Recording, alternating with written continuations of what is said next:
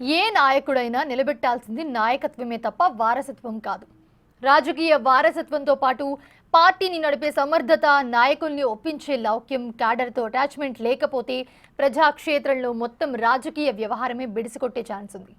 ఇందుకు ఆనాటి నుంచి ఈనాటి వరకు ఇండియాలో చాలానే ఎగ్జాంపుల్స్ ఉన్నాయి, మనం కూడా చూసాం. అప్పటి పరిణామాలు ఆనాడు ప్రాంతీయ పార్టీల నాయకత్వం ముఖచిత్రమే మార్చేశాయి. అప్పటికీ ఇప్పటికీ పెద్ద తేడా ఏం లేదు. ఈ జనరేషన్ పాలిటిక్స్లోనూ కూడా అదే కంటిన్యూ అవుతూ ఉంది. రేపటి రోజున తెలంగాణలోనూ అదే జరిగే అవకాశం కనిపిస్తోంది.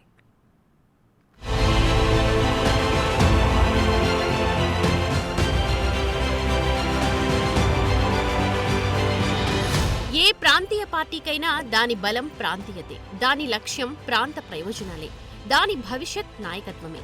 ఇప్పటి వరకు జనం జేకొట్టింది కూడా ఆ నాయకత్వానికే, నమ్మింది కూడా సమర్థత కలిగిన నాయకులనే. రాజకీయ వారసులు ఎంట్రీ ఇచ్చిన ఎపిసోడ్లు ఎన్నో ఉన్నా జనం మాత్రం నిబద్ధత కలిగిన నాయకులనే బలపరిచారు. ఇందుకు లేటెస్ట్ ఎగ్జాంపుల్స్ ఎన్నో ఉన్నాయి. మహారాష్ట్ర రాజకీయాలనే పరిశీలిస్తే ఎన్సీపీ గురించే ముందు చెప్పుకోవాలి. శరద్ పవార్ అంటే మరాఠా రాజకీయ యోధుడు. కాంగ్రెస్ నుంచి బయటకొచ్చి నేషనలిస్ట్ కాంగ్రెస్ స్థాపించి మరాఠా గడ్డపై ఆయన నిలదొక్కున్న తీరు ఆ రాష్ట్ర రాజకీయాలపై ఎన్నటికీ చెరగని ముద్ర వేసింది. అయితే పార్టీ పెట్టిన దగ్గర నుంచి శరద్ పవార్ వెనకున్నది, పార్టీ నిర్మాణంలో ముందు నుంచి కష్టపడింది, నాయకులను ఏకం చేసింది మాత్రం అజిత్ పవారే. అలాంటి నేతను పక్కన పెట్టి ఎన్సీపీని కూతురు సుప్రియా సూలేకి అప్పగిద్దామనుకున్నారు శరద్ పవార్. దాంతో అజిత్ తెగదెంపులు చేసుకుని బయటకొచ్చేశారు.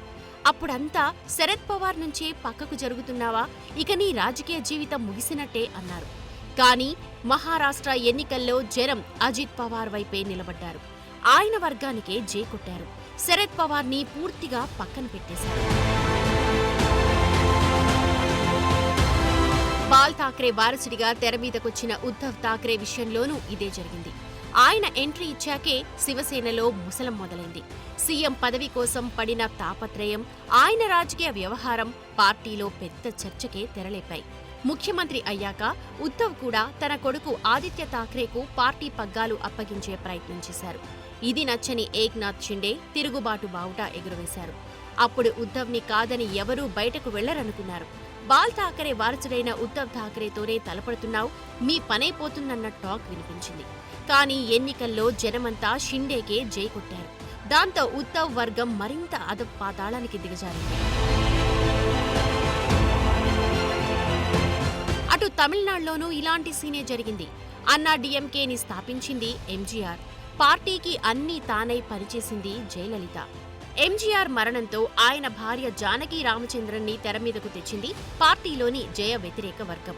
జయలలితను దారుణంగా అవమానించి పార్టీ నుంచి వెళ్లగొట్టారు. కానీ ఏడాది తిరిగేసరికి అన్నా డీఎంకే అంతా జయనే వెతుక్కుంటూ వచ్చింది. అప్పుడు వాళ్లు నమ్మింది ఎంజీఆర్ రాజకీయ వారసత్వాన్ని కాదు, జయలలిత నాయకత్వాన్ని. ఆ తర్వాత ఆమె పార్టీని నిలబెట్టిన తీరు, అధికారంలోకి తెచ్చిన పేరు జయకే దక్కాయి. తెలుగుదేశానికి కూడా ఇలాంటి చరిత్రే ఉంది. ఎన్టీఆర్ పొలిటికల్ ఎంట్రీతో తెలుగు నేలపై టీడీపీ ప్రభంజనం సృష్టించింది. తారక రాముని నాయకత్వంలో పార్టీని పటిష్టం చేసింది, క్యాడర్ని సెట్ చేసింది, గ్రామీణ స్థాయిలో బలోపేతం చేసింది చంద్రబాబు. లక్ష్మీ పార్వతి ఎంట్రీతో చంద్రబాబు చేసిన తిరుగుబాటు తెలుగు వాళ్ళందరికీ తెలుసు. బాబు బయటకొచ్చాక లీడర్లు, క్యాడర్ అంతా ఆయన వైపే వచ్చేశారు. తరువాత తెలుగుదేశం నాయకత్వాన్ని పటిష్టపరిచిన చంద్రబాబుకే జనం జైకొట్టారు. ఇప్పుడు తెలంగాణలోనూ ఇదే సీన్ రిపీట్ కాబోతోందా అనే చర్చ మొదలైంది. టీఆర్ఎస్ ఆవిర్భావంలో కేసీఆర్ చెప్పిన దానికి ఇప్పుడు చేస్తున్న దానికి అస్సలు పొంతన లేదు. మీ ఔర్ మియా అంటూ చెప్పిన కేసీఆర్ టీఆర్ఎస్ ని పూర్తిగా కుటుంబ పార్టీగా మార్చేసి కొడుకు కేటీఆర్ చేతుల్లో పెట్టారు. మరోవైపు పార్టీ పెట్టిన నాటి నుంచి కేసీఆర్ వెన్నంటే ఉండి పార్టీలో ఏ సంక్షోభం వచ్చినా పట్టుబట్టి చక్కదిద్ది రాత్రింబవళ్లు కష్టపడి పార్టీని బలోపేతం చేసిన హరీష్ రావుని మాత్రం సైలెంట్ గా సైడ్ చేసేశారు. ట్రబుల్ షూటర్ అనే పేరును హరీష్కిచ్చింది కూడా పార్టీనే. అలాంటి నాయకుడికి ఇప్పుడు నంబర్ 2 ప్లేస్ కూడా లేకుండా చేసేందుకు కవితను యాక్టివ్ చేస్తున్నారు అన్న చర్చ జరుగుతోంది. అందుకోసమే ప్రాంతీయ పార్టీల్లో ఆనవాయితీగా మారిన వారసత్వం వర్సెస్ నాయకత్వం సీన్ ఇక్కడ కూడా కనిపించనుందా అనే చర్చ మొదలైంది. ని నమ్మి పార్టీ వర్కింగ్ ప్రెసిడెంట్ ని చేస్తే ఎన్నికల ఫలితం ఎలా వచ్చిందో తెలంగాణ అంతా చూసింది. దాంతో కేసీఆర్ ఫామ్ హౌస్ కే పరిమితమైపోయారు. కొన్ని నెలలుగా ఆయన ఎర్రవల్లి దాటి బయటకు రావట్లేదు. పైగా వయసు మీద పడుతోంది. ఆరోగ్య సమస్యలు కూడా కేసీఆర్ ని వెనక్కి లాగేస్తున్నాయి.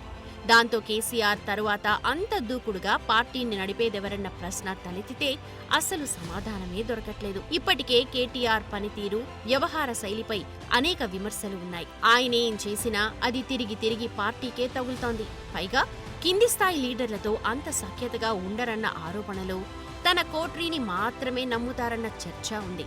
కానీ హరీష్ రావు అలా కాదు. ఆయన వర్కింగ్ స్టైలే డిఫరెంట్. కింది స్థాయి లీడర్లనే కాదు, కార్యకర్తలను కూడా కలుపుకొని వెళ్లే తత్వం ఆయనది.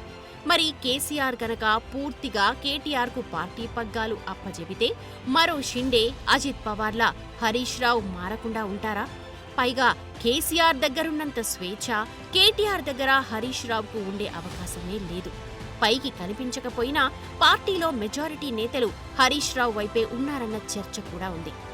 ఒకవేళ అటో ఇటో తేల్చుకోవాల్సిన టైం వస్తే మాత్రం కేటీఆర్ కు ఉద్ధవ్ ఠాక్రే, సుప్రియా సూలే పరిస్థితే వస్తుందన్న చర్చ బలంగా వినిపిస్తోంది.